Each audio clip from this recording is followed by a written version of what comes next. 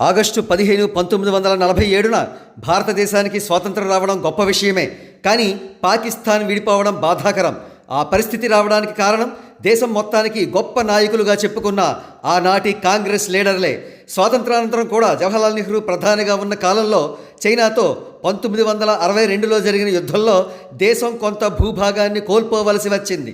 మరో ప్రక్క కాంగ్రెస్కు చెందిన ప్రధానులు భారతీయ సనాతన ధర్మాన్ని సర్వనాశనం చేయడానికి యథాశక్తి ప్రయత్నించారనే తీవ్రమైన ఆరోపణలు కూడా ఉన్నాయి. పిల్లలు చదివే టెక్స్ట్ బుక్స్లో కూడా దేశ చరిత్రను వక్రీకరించారు. పాశ్చాత్యులకు, మొఘలులకు ప్రాధాన్యతనిచ్చారు. మన దేశ రాజులను మరిచారు.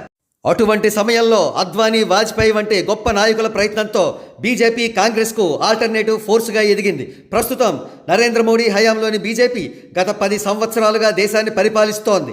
ఒక విధంగా చెప్పాలంటే సనాతన ధర్మాన్ని రక్షించే శక్తిగా, దేశద్రోహులను తరిమికొట్టే పార్టీగా ఎన్డీఏ ఎదుగుతోంది. ఈ మార్పుకు కారణం ప్రధాని మోడీ గారు.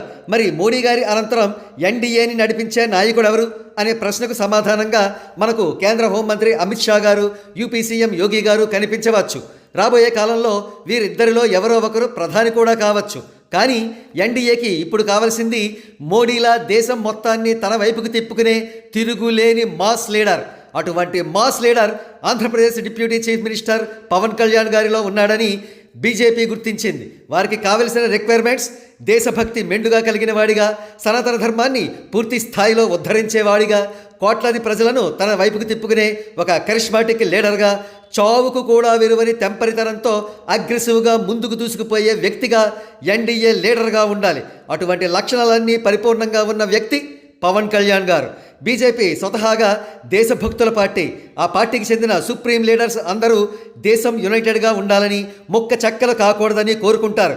అత్యధిక సంఖ్యాకులు ఆచరించే సనాతన ధర్మాన్ని ఉచ్చ స్థితిలో నిలబెట్టాలని కోరుకుంటారు.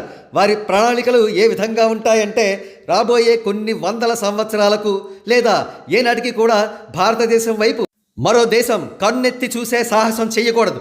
అందుకే బీజేపీ లీడింగ్ ఫోర్స్గా ఉన్న ఎన్డీఏ కూటమి భవిష్యత్తు ప్రధానమంత్రిని తయారు చేసుకుంటోంది. ఆయనే పవన్ కళ్యాణ్ గారు. అంటే ఇప్పటికిప్పుడు పవన్ కళ్యాణ్ గారు ఎన్డీఏ తరఫున పీఎం క్యాండిడేట్ అయిపోరు. అందుకు మరొక 5 సంవత్సరాలు పట్టవచ్చు, 10 సంవత్సరాలు పట్టవచ్చు, లేదా 15 సంవత్సరాలు పట్టవచ్చు. కానీ ఆయన భవిష్యత్తు ప్రధానమంత్రి కావడం మాత్రం పక్కా. అందుకే ప్రస్తుతం ఎన్డీఏ కూటమి పవన్ కళ్యాణ్ గారిని కేవలం ఏపీకే పరిమితమైన నాయకుడిగా అంగీకరించడం లేదు. ఆయన చేత తెలంగాణలో ఎన్నికల ప్రచారం నిర్వహింపచేసింది.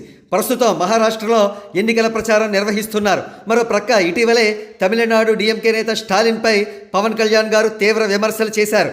ఇవన్నీ పరిశీలిస్తుంటే మనకు అర్థమయ్యే విషయం, పవన్ కళ్యాణ్ గారు దేశ నాయకుడిగా ఎదుగుతున్నారు. ఎందుకంటే భారతదేశాన్ని శత్రు దుర్భేద్యంగా చేసే ఒక ప్రధానమంత్రిగా అవతరించడం కోసం.